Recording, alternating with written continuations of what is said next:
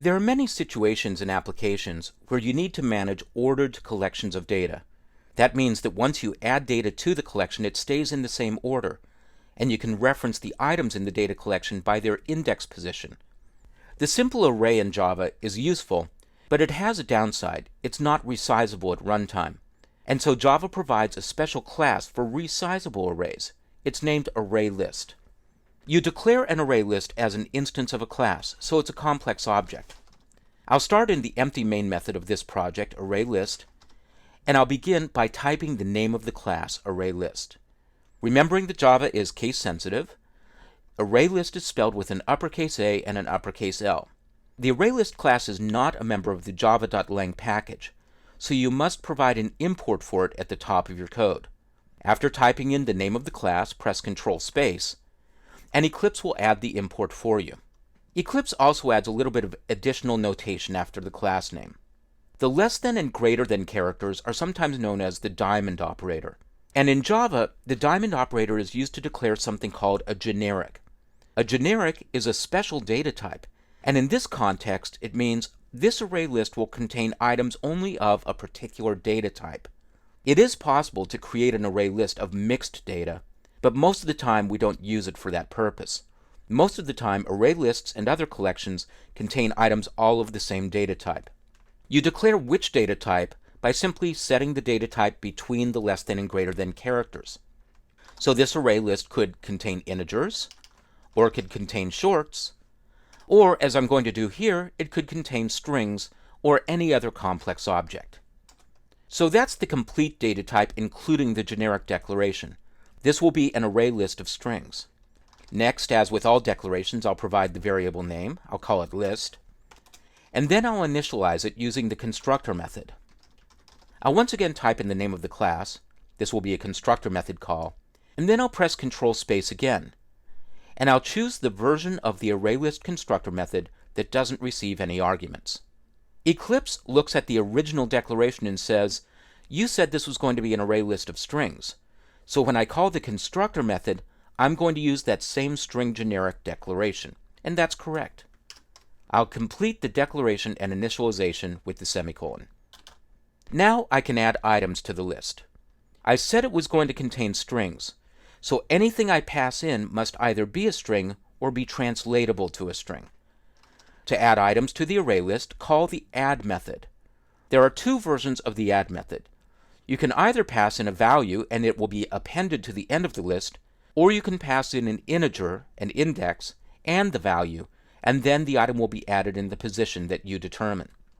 I'm just going to use the simple add version that accepts the string. And I'm going to add 3 items to the list: California, Oregon, and Washington.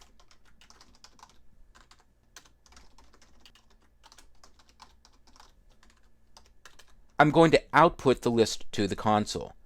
I'll use system.out.println, and I'm just going to add the list object. The list object will be serialized into a string for me because its toString method handles that operation automatically.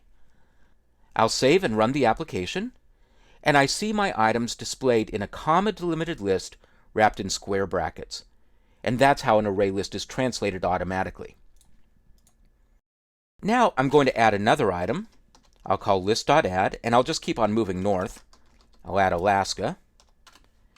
And then I'll copy and paste my println command and run the application again.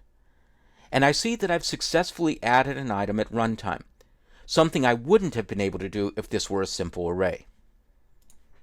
You can add items to an array list at runtime, and you can also remove items. In order to remove items, you can provide either the index position or an object reference that matches.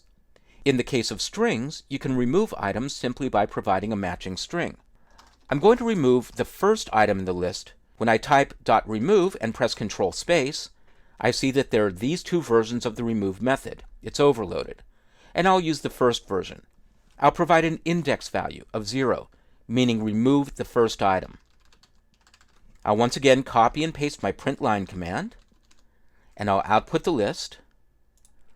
And I'll see that after removing the first item, California, I'm left with a list of 3 items, starting with Oregon. Next, I'm going to get an item in a particular position in the list. I'll declare a string variable named state. In order to get an item from the list, you use the method list.get. You provide an integer value. So I'm going to provide a value of 1. Remembering that an array list, just like a simple array, starts its numbering at 0, this would mean get the second item in the list. I'll once again paste in my print line command, and I'll change it. I'll start with a literal. The second state is, and then I'll append state. I'll save and run, and I get the second state is Washington, and that's correct.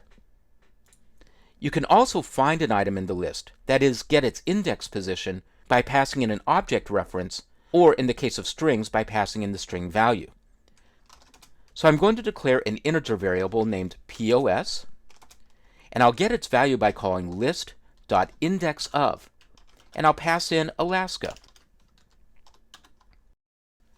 Then I'll once again use a print line command, and I'll output Alaska is at position, and I'll append POS.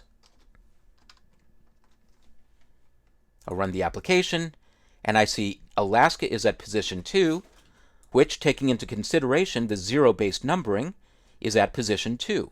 Oregon position 0, Washington position 1, Alaska position 2.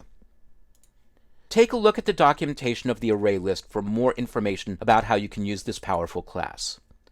I'll double-click the name of the class in my code, and go to Dynamic Help, and click the link for its Java docs, expand the help view, and then go to the method list. You'll see that there are methods in there not just for adding, removing, and searching, but also for getting the size of the array list and managing how it uses its memory. Use Arraylist to manage ordered collections of data where you need to resize the collection at runtime and where you need to be able to add, remove, and search for items. It's an incredibly powerful class that does much more than the simple array.